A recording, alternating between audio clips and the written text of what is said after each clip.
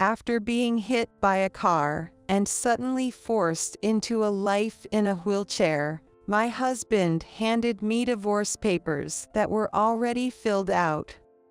You got yourself into that wheelchair because of your carelessness. I don't want to deal with caregiving. Please, let's get a divorce. I have no intention of cleaning up your mess. I was engulfed in darkness as my husband coldly uttered these words. Despite supporting him for 40 years, I couldn't forgive this treatment. A flame of anger ignited within me. My name is Mary. I just celebrated my 60th birthday recently. I've been married to George, who is 3 years older than me, for 40 years. We met during my community college days. Back then, I enjoyed drinking coffee at the small cafe he owned. His parents ran the cafe, and George, with his smart appearance, worked as a waiter. He listened to me in a friendly way, even when he wasn't interested, and I was attracted to his friendly way of talking to any customer. Over a year, I made my move, and we started dating. After I graduated, we decided to get married. Some friends said it was too soon, but I wanted to reassure my elderly grandmother who raised me, so we registered our marriage. As I had braced myself for, my grandmother passed away, content after seeing our wedding, leaving me with only an uncle in some distant town as my remaining family. But I was not lonely.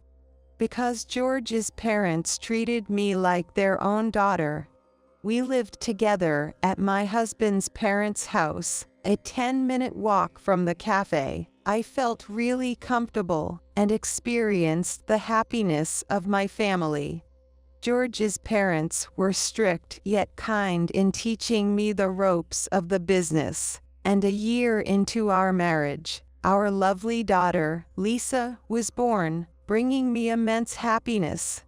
Soon after, the economic bubble began, and George's parents retired, probably wanting to pass on the cafe during the good times.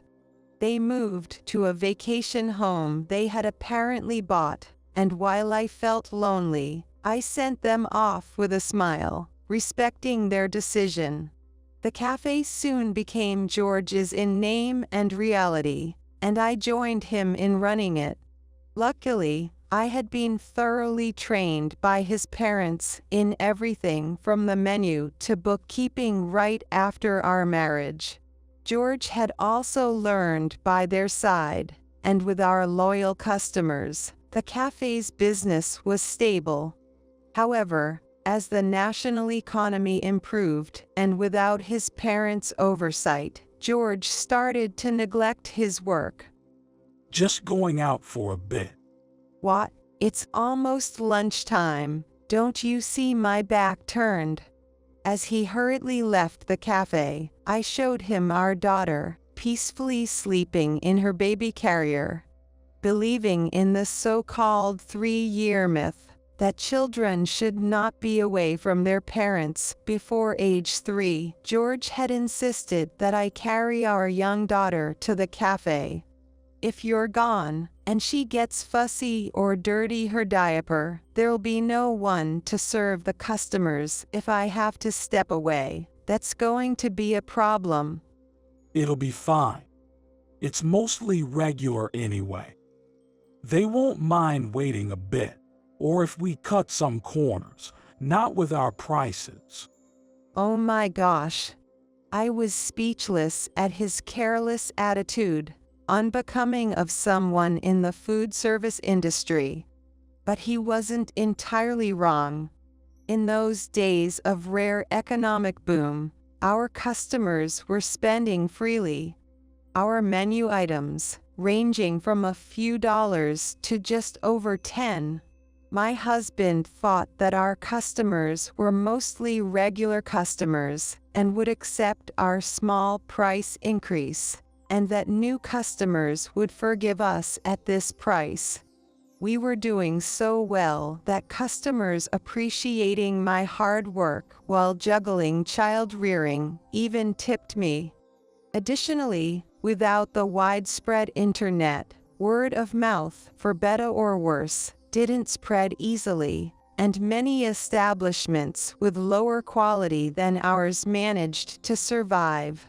Nevertheless, I wanted our customers to leave feeling that was delicious. I felt refreshed, and I didn't want to tarnish a reputation of the cafe handed down by George's parents, so I attended to every customer, table, dish, coffee, and my daughter, managing the work single-handedly. The small cafe, especially without a peak time, was manageable by me alone, and thanks to the economic boom, we made a good profit.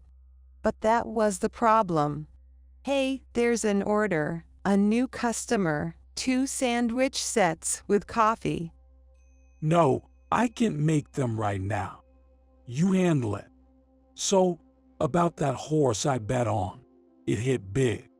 Stunned, I bustled about while George casually brushed me off and continued chatting with regulars across the counter.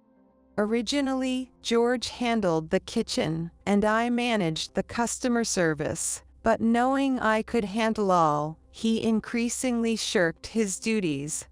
After finishing the prep work and opening the shop, he would chat with regular customers or read the racing paper, watching me work as if it were someone else's problem. When I complained, he'd say nonchalantly, "You're managing fine on your own, so I don't really need to step in." At times, he would even leave the cafe during business hours to hang out with regulars. Around that time, his parents passed away, and his inheritance rolled in, which probably contributed to his laziness. His neglect wasn't limited to work. Believing that women should handle housework and childcare, he ignored our crying daughter, saying, "Change her diaper, or isn't it time for her meal? Feed her," without lifting a finger to help. As a result, I was left to juggle running the cafe, household chores, and childcare, leading to an exhaustingly busy life. By the time our daughter was in elementary school, the economic bubble finally burst, and customers no longer spent money as freely. Even regulars nudged him, and George finally started to work again, though his work ethic after years of laziness left much to be desired. But I couldn't just point that out without upsetting him. Criticized by me, he'd threatened to use the cafe as leverage in our arguments. Considering his parents' feelings, I had no choice but to back down, swallowing my mounting frustration with George to quietly support him for the cafe's stability and ensure sufficient sales. He still didn't help with household chores or parenting, and his lazy habits persisted, but I told myself supporting him was my role as a wife and worked desperately. Now, after 40 years of marriage, our cafe has survived multiple recessions. Our daughter, who helped as the face of the cafe, has married a wonderful man, moved out, and now has a young son, a responsible mother herself. George and I talked less and enjoyed more time to ourselves, which isn't unusual for couples our age. I even thought our relationship was better than other mature couples, since we still shared meals and slept together, proud of raising our daughter and running the cafe together, despite the ups and downs. The only issue left was succession. One rainy evening, when I hadn't expected it and lacked an umbrella. What should we do? I didn't think it would rain, and I don't have an umbrella. Do you have one? No, I don't. It's not far from home, but I don't want to get wet and catch a cold. I don't want to take that risk at my age. George tossed me the keys to the bike parked at the shop. Get home before it pours. Riding the bike, you'll make it before it gets too bad. I'm heading out for drinks with my friends anyway, so I'll lock up the cafe. He urged me to hurry home. So I left the cafe first, starting dinner. About an hour later, I realized I had left my smartphone at the cafe. With George out drinking with friends, not having my phone even for a night was inconvenient. Rushing back to the cafe, I saw two figures moving in the darkened space and gasped, thinking, "Thieves." While debating calling the police, my hand accidentally turned on the light, and I almost collapsed from under my feet when I saw the two figures in the light. It was my husband and a beautiful woman whom I did not know who was in his arms. What are you doing here? He stammered, and overwhelmed by the suspicious atmosphere, I fled the scene. In my panic from witnessing George's betrayal, I didn't notice the flashing traffic light. Next thing I knew, I was dazzled by car headlights, felt intense pain, and then everything went black. When I regained consciousness, I was in a hospital bed, with my disheveled daughter peering worriedly at me. Thank goodness, nurse. Please come, my mom's awake. Piecing together the doctor and my daughter's accounts, I had been hit by a car and remained unconscious for 3 days. I had no ID, but fortunately, a regular customer at the cafe who witnessed the accident contacted George. My daughter, informed by George, explained the situation to her husband and son, and came to me that day. A few days after waking up, with my family around me in the doctor's office, I faced the harsh reality. I had suffered spinal damage from the accident, and could no longer walk or bathe alone. I needed full-time care and would have to use a wheelchair. Struck speechless by the doctor's words, both George and my daughter seemed unable to hide their shock. But I wasn't weak enough to despair.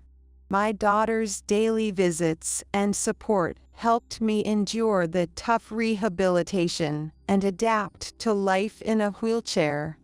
As I gained mental strength, memories of that dreadful event resurfaced. Who was that woman, and what were they doing in the dark? Even when I tried contacting him using the smartphone my daughter had found and brought to me, I got no response. While contemplating how to confront him, my phone rang.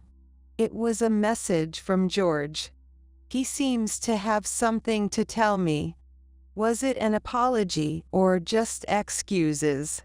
Determined to settle things once and for all, we decided to have a conversation. The next day, George visited my hospital room empty-handed.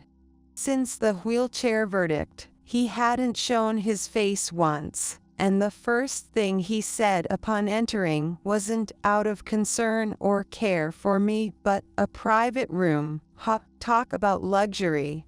Suppressing my irritation at his insensitivity, I calmly said, I took advantage of an offer from the person responsible for the accident. Besides compensation, they agreed to cover all medical expenses. You played it smart.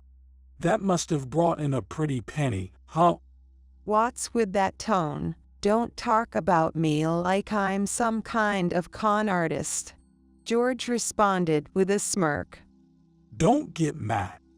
It's true a lot of money came in. Makes it easier to bring this up. What? I was speechless as George, sitting in the chair beside the bed, pulled out a small folded paper from his pocket. I hate to spring this on you, but let's get divorced. It was a filled-out divorce form. What? Excuse me. I had to look twice. I couldn't grasp what was happening, totally blindsided by George's actions. I told you I needed to talk to you. Are you serious? Yeah, I've been fed up for a while now. I can run the business just fine on my own, but you always had to butt in, making it unbearable. But that cafe is important to me, given to us by your parents. That's where you're wrong. That cafe is mine. I even thought about selling it because I was sick of your nagging, and you begged me on your knees not to. At that time, after the bubble burst, finding another job was tough, and we had no qualifications. Losing the business would have troubled our daughter, you know that. I've been thinking it's been strange since then. The cafe was passed down to me, yet I can't do anything with it freely because of my family. I flinched at George's shouting. Because of my family, you said. I was dumbfounded, treating our life of mutual support like we were a nuisance.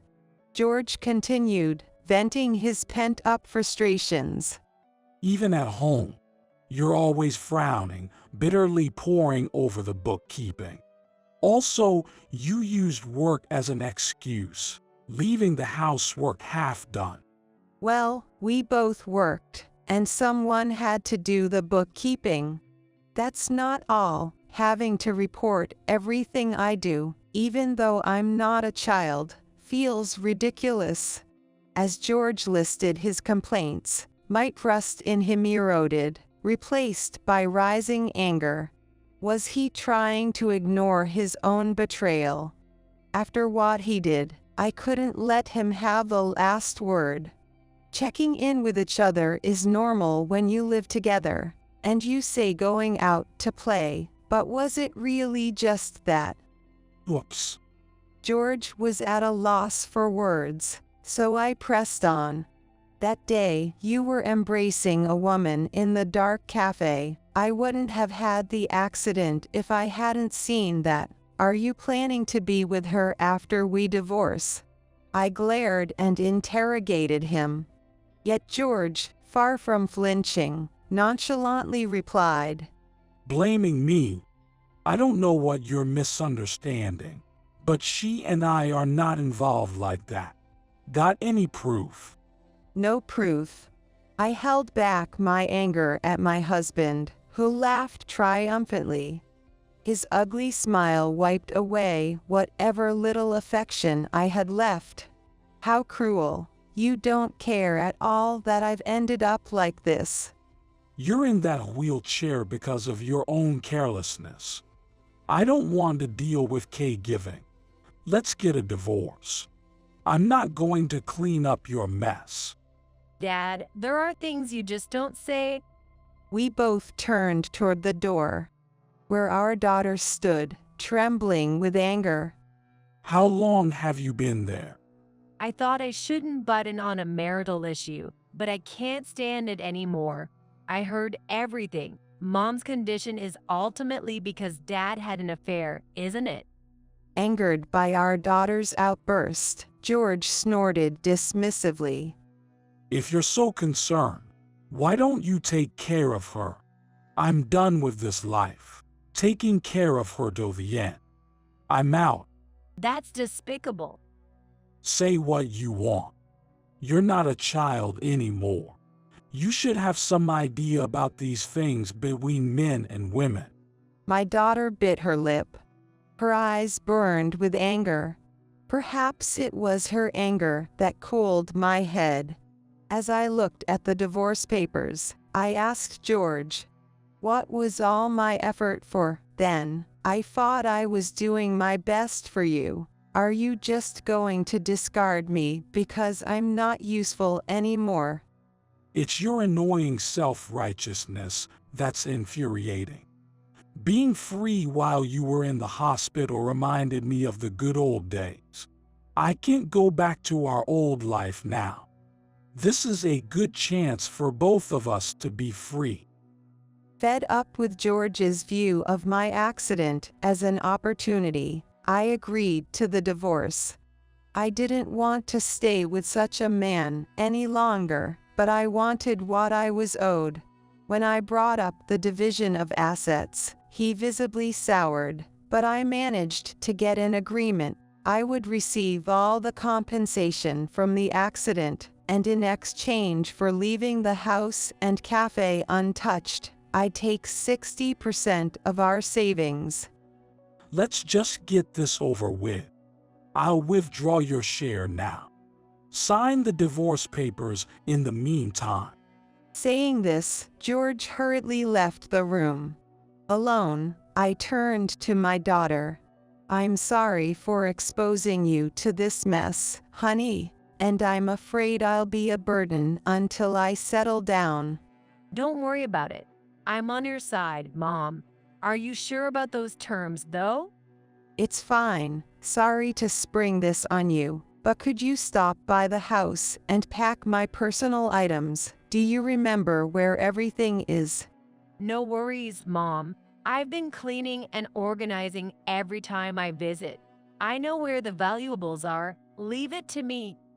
After seeing my daughter off, I faced the divorce papers again. I wouldn't let this end on his terms. I realized the tough reality George would face. Later, I signed the divorce papers in front of him. He snatched the document with a satisfied smile. Okay, we're strangers now. As he left, beaming, I said quietly, "Sorry to ruin your happiness, but you'll probably regret this." No way. You'll regret it. No one cares about a wheelchair-bound old lady, and you'll likely end up senile. But don't contact me. We're strangers now.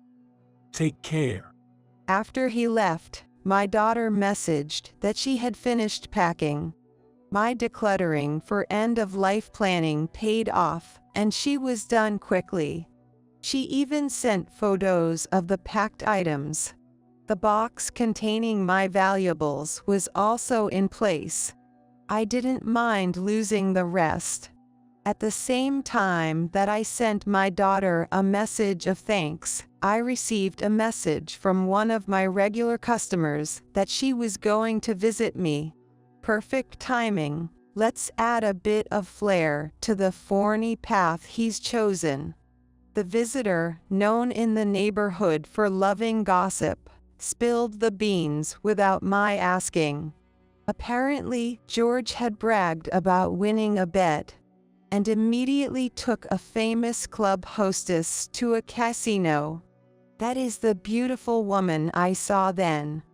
And the cafe hadn't opened once since my accident, which was astonishing. I was surprised to hear from your daughter. What's going on? As I shared the story of our divorce, her eyes filled with sympathy and anger. After offering strong words of support, she left the room. Alone, I smirked, relieved to have had the chance to use my eye drops. What will happen next, I wonder? About a month after the accident, I was discharged from the hospital. A few months later, having adjusted to life in a wheelchair, I ventured out to a large shopping mall. The food court was empty since it was a weekday. As I settled into a seat, I was approached by a voice. Hey, aren't you Mary? Turning around, I saw George, who had aged rapidly in the past few months. His hair was now streaked with gray and unkempt, and he looked every bit the part of a worn-out old man in his wrinkled shirt and chinos. His daily struggles were evident in his appearance. Meanwhile, I had cut my hair short soon after being discharged from the hospital, looking neat and made up today. I hate to say it, but I think I look younger than my actual age. You've changed a lot. Well, I hardly had any time for myself when I was married to you, between the housework and the job. At my sarcastic response, George forced a smile. So you must be bored to death now. Why not help out a little with the business before you go senile? Just as I thought. What? I bet the cafe isn't doing well, right? George's forced smile froze at my words. It seemed I had hit the mark. I figured as much. After all, I was the one actually running the kitchen, the floor, and the finances. George, who had slacked off and played around during the boom years, had lost his touch in the kitchen and everything else. He couldn't remember cooking procedures, messed up the priorities, and even struggled with the cash register. I had been supporting him, preempting his actions in the guise of help. I did everything from cooking and serving to preparing food, mixing condiments, cleaning dishes, ordering sweets, cakes, tea, and coffee beans, managing inventory, and handling taxes. No wonder things didn't go smoothly without me. Did you enjoy your trip to the casino? Maybe she could help you out. No, I don't know her anymore. She ran off when I asked her to help with the cafe. George was half angry, but she was a hostess. Her interest was probably only in George when he was a big spender. Ironically, it was just a fling, just as George had once said. George continued with difficulty. I don't know why, but even the regular old ladies stopped coming. They used to hang around the cafe all the time. I don't get it. It's obvious you made enemies out of the regulars. Really?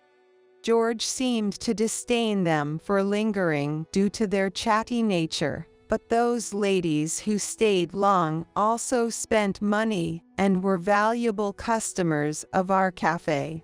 It seemed my friend had spread the word about George's betrayal effectively. They were my friends, too, thinking they would come as usual after you cheated on your wife and caused her to have an accident was naive. A cafe run by a cheating husband becomes a target of disdain. That you didn't realize this. I sighed, exasperated. We're short on help, and it's been nothing but losses lately. At this rate, the cafe will go under. Well, we're strangers now, aren't we? It's not my problem. As I tried to move away, George grabbed my wheelchair. Hey. You must have done something. Otherwise, why would everything start going wrong so suddenly? I recoiled, caught off guard, when suddenly I heard. Dad, what in the world are you doing? I looked toward the voice and saw my daughter standing there, puzzled. Oh, Lisa. George quickly let go and approached Lisa with a strained smile, as if nothing had happened. Sorry to spring this on you, but can you live with me? What? We're short-staffed at the cafe, and I can't manage the house, so I need help. If you, the former star of the cafe, return, it could fill the gap left by Mary. If you come, I'll let your whole family live in the family home. There's plenty of room, no need to worry about rent. And eventually, I'll pass the cafe on to you. How about it? It's not a bad deal, right? Dad. With a smile, my daughter firmly stated. You must be joking. Not joking. You've always dumped everything on Mom, from work to household chores, and did nothing yourself. Now you want to play the father and have your daughter take care of you? That's way too convenient. George was speechless at her cutting words. Without pausing, she continued. Did you forget how you acted while Mom was hospitalized? After doing what you did, how can you say such things? Do you think I'd live with someone who so carelessly discarded his wife, who supported him desperately for 40 years? Truthfully, I want to end even our parent-child relationship. I would refuse even if offered a fortune. George was stunned, not expecting such a vehement rejection from his own daughter. I was out of my mind back then. At least you've realized that. But I won't live with you. Why? Because we're already living with Mom. What? My daughter had come to pick me up from the hospital and took me home to live with her family, who all encouraged me to stay. Then wouldn't living with me be better? No need for care hassles. Unfortunately for you, we're not enduring our living situation. What? She's just a burden who can't do anything. Did you forget what the doctor said? I may be paralyzed from the waist down, but I'm healthy from the waist up. Since moving in, I've been in charge of cooking. Oh. George seemed to remember finally. Besides, care means only help with baths or moving from wheelchair to car. And with a growing boy and both parents working, we hardly managed to cook proper meals. Since Mom started cooking for us, we've been eating a full meal with delicious coffee after dinner, and we're all healthier. It's no wonder, given her 40 years in the food business. Even her sweets were popular at the cafe. George remained frozen, stunned by my daughter's bright smile. As I exchanged a look with her, we started to leave. Suddenly, George dropped to his knees and hands in front of me, crying out, I was wrong.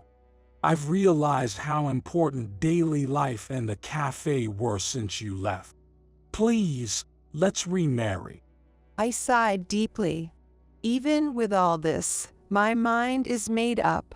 Absolutely not. I respectfully decline. As I declared this, George reached out, pleading, Wait, please wait. My daughter quickly moved the wheelchair away. Soon after, triggered by my refusal, George began to create a scene and was escorted away by security guards. Wanting to avoid further entanglement with him, we left the mall and went elsewhere for a meal. After the ordeal, I felt surprisingly at peace. 6 months later, I heard through the grapevine that George's cafe had closed. He sold his house and tried to increase the money through horse racing, but lost heavily.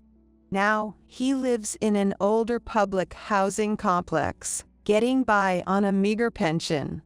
Meanwhile, I use my free time to conduct cooking classes, charging only for the ingredients.